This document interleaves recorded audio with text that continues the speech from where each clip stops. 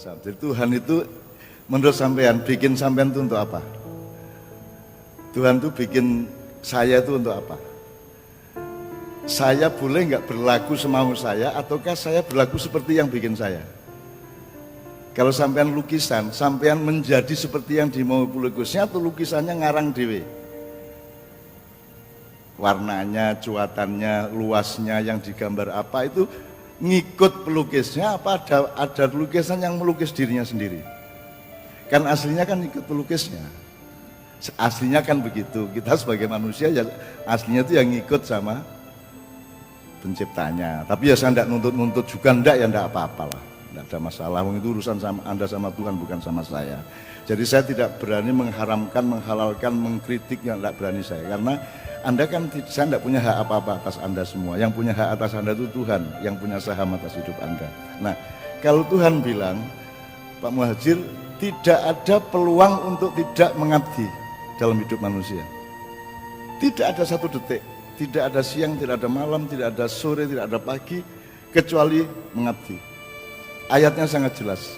Wa ma khalaqtul jinna wal insa illa liya'budun. Ini kalimat di MMD apa?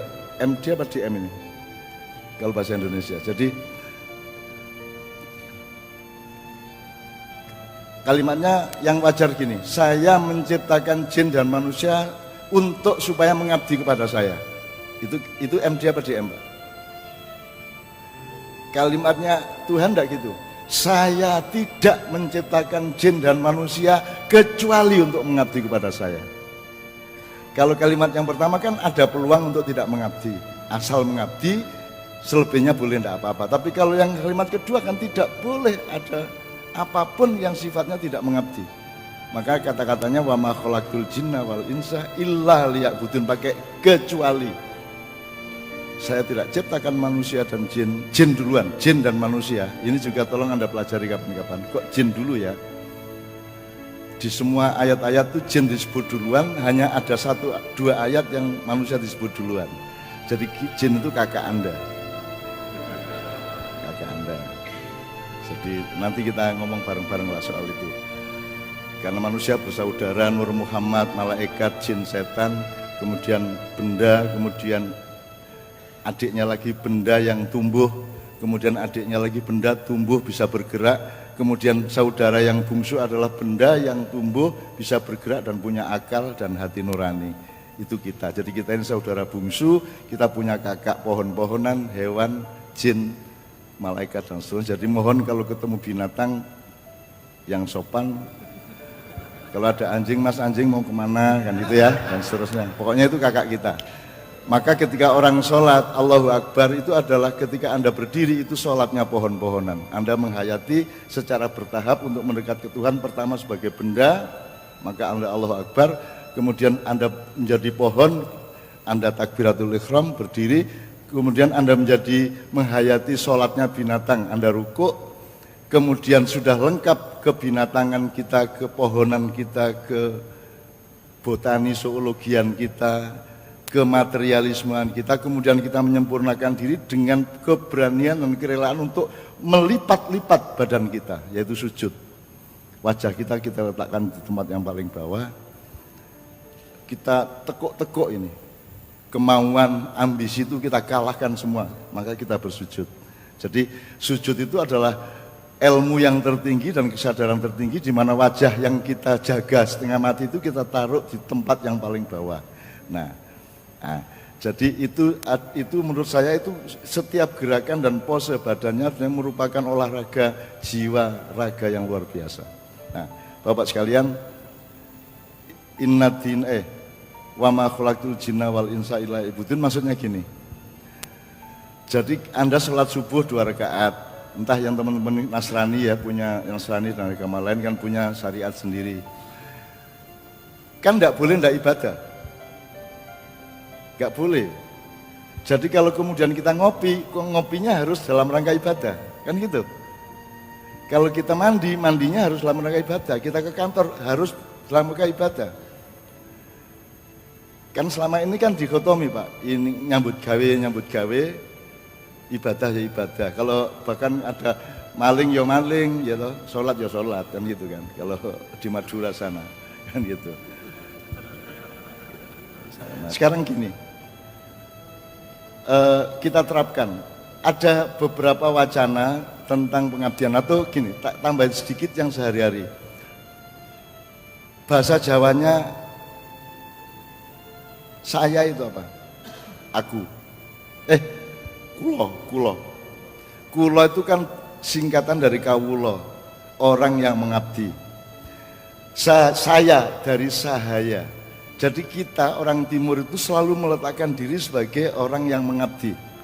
Saya kawulo dalem ya.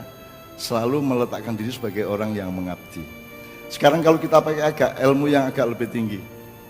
Dan hari ini saya mendapat ilmu alhamdulillah dari Kemendiknas 1 yang selama ini belum pernah saya pikirkan. Jadi misalnya kalau Nabi Ibrahim, Nabi Sulaiman, Nabi Daud itu kategorinya adalah mulkan nabiyya. Nabi yang raja. Kemudian Nabi Muhammad ditawari Allah, Muhammad kamu mau nggak jadi nabi tapi juga raja, mau nggak? Kalau kamu mau saya kasih modal, saya kasih gunung emas, saya kasih tambang, saya kasih air zam-zam yang tidak habis sampai lebih dari 3 miliar tahun. Jadi kamu Rasulullah Muhammad ditawari untuk menjadi nabi yang raja, abdan mulkan nabiyya. Terus Rasulullah Muhammad SAW menjawab, boten, hendak saya jadi abdan nabiyya saja. Saya menjadi nabi yang rakyat biasa saja. Rakyat jadi nabi yang kawulo saja gitu. Nah kan masalahnya sekarang kita siapa? Akhirnya saya sama teman-teman saya, sama jamaah saya kan nyari kalau gitu kita ini raja enggak, nabi enggak, terus apa kita ini? Akhirnya kita punya kategori abdan abdiyah. Sudah kemanapun, dimanapun saya hanyalah pengabdi yang mengabdi. Dan karena saya mengabdi maka saya adalah pengabdi. Karena saya pengabdi maka saya selalu mengabdi. Jadi kesini pun saya dalam rangka mengabdi pada Anda semua. Nah, sekarang kalau korpri apa posisinya? Nabi bukan. Tapi kan bagian dari pengelolaan kerajaan atau negara. Berarti ada faktor mulkan. Muluk itu artinya pemilikan otoritas. Jadi korpri itu bagian dari, itu malaikatnya manusia. Jadi kalau malaikat itu kan stafnya Allah. Dari kata muluk juga. Jadi malaikat itu bukan nama makhluk, malaikat itu nama jabatannya. Itu malaikat. Nah Anda semua korpri ini kan malaikatnya pemerintah Indonesia. Berarti Anda ada kategori mulkan. Ya. Nah, kalau saya sama Kiai Kanjeng cuma abdan abdiyah. Kalau Nabi Muhammad abdan nabiyya. Kalau Nabi Sulaiman mulkan nabiyya. Kalau korpri mulkan abdiyah. Orang di pemerintahan tetapi pekerjaannya mengabdi kepada seluruh rakyat. Kan gitu. Itu namanya mulkan abdiyah. Itu baru saya ketemukan tadi Pak, karena macet tadi. Dari Cibubur macet terus mikir-mikir, oh ini konco-konco ini mulkan abdiyah. Orang yang bekerja untuk kerajaan dalam tanda petik, untuk birokrasi, tapi pekerjaannya adalah mengabdi kepada rakyatnya. Maka kategorinya mulkan abdiyah. Penting apa tidak, mudah-mudahan itu bisa menambah dorongan kita untuk mengabdi. Karena tidak ada satu detik pun yang Anda jalani tanpa pengabdian. Semua harus merupakan pengabdian. Anda tidak mungkin mengabdi sama Tuhan tok tanpa mengabdi, tanpa diaplikasikan kepada yang dimiliki Allah dan yang diciptakan Allah. Tidak mungkin Anda sholat khusyuk tapi Anda tidak menghormati binatang, karena Allah tersinggung karena binatang bikinan Dia. Tidak mungkin Anda, misalnya Anda baik sama Pak Menteri, sama Pak Muhajir, Anda tidak boleh menghina anaknya, menghina istrinya dan tidak menghormati keluarganya. Kalau Anda mengabdi sama Tuhan, maka hormatilah semua makhluk Tuhan. Itulah dasar pluralisme sebenarnya. Jadi pluralisme bukan hanya antar agama dan antar suku, juga antar makhluk.